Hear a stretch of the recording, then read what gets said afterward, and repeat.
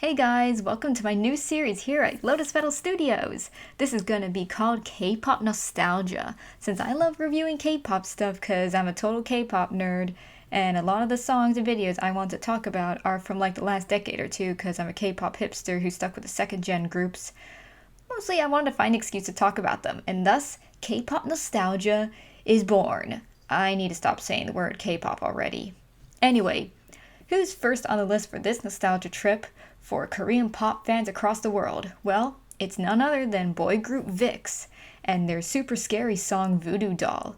Really should have done this around Halloween and not New Year. But hey, what can we do? Is this song technically nostalgia since it was released around the end of 2013? Might as well be since 2020 has been one insane year and we have yet to know how 2021 is going to turn out. So, 2013, despite the fact it was kind of a crappy year for me, don't ask, still seems like better days.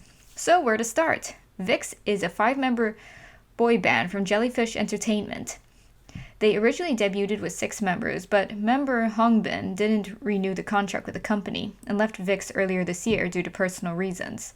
The current lineup consists of Ravi, Leo, En, Ken, and Hyuk. Those are about the coolest stage names ever. And they are very unique for a K-pop group. Known for being a concept performance group, their songs, lyrics, videos, and choreography were always connected together to tell a story, and the boys were known in taking part in the creative process. The name is apparently an acronym for Voice Visual Value in Excelsis. Okay, I don't see how that lines up, but anyway, they're an incredibly creative group known for their visual storytelling. So their song Voodoo Doll was one of the greatest examples of that visual storytelling. The song was the last single promoted off their album Voodoo Doll. The song was written by Iana Kim, and the member Ravi wrote the rap verses, and it was composed by Hyuk Shin, who has written many other songs for other notable K-pop groups such as EXO and Girls' Generation, and it peaked at around number 7 on the Gaon singles chart and at number 53 on the Billboard's K-pop Hot 100, and at number 3 on the Gaon social chart.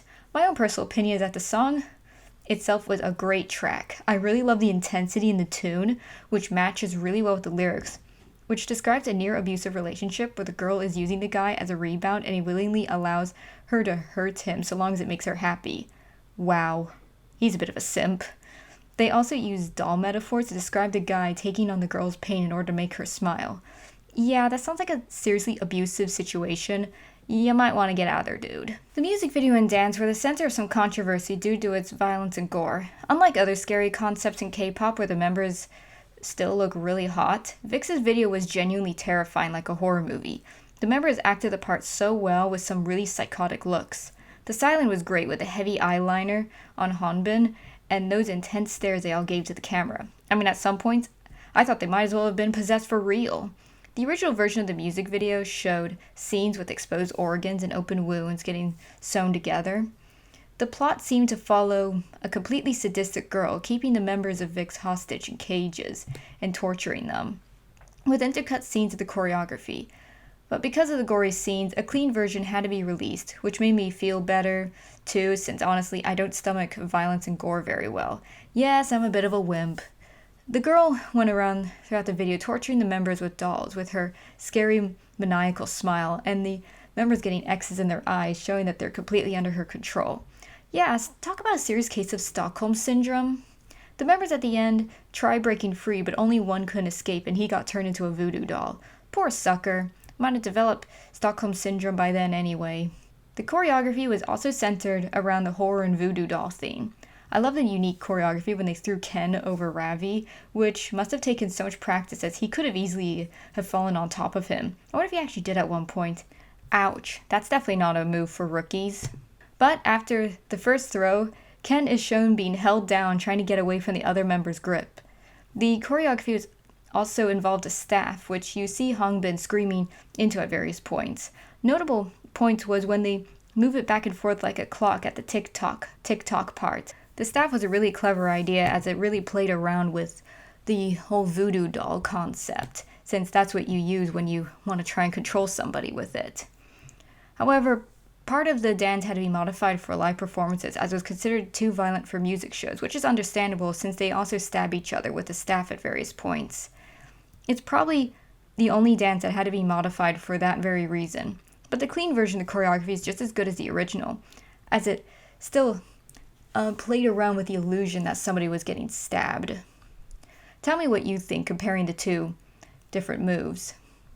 The whole song, dance, and concept was great with loads of powerhouse vocals, intense choreography involving throwing members, TikTok moves, shuffling moves. I'm not a professional dancer, so I don't know the official names for these moves. Don't come at me.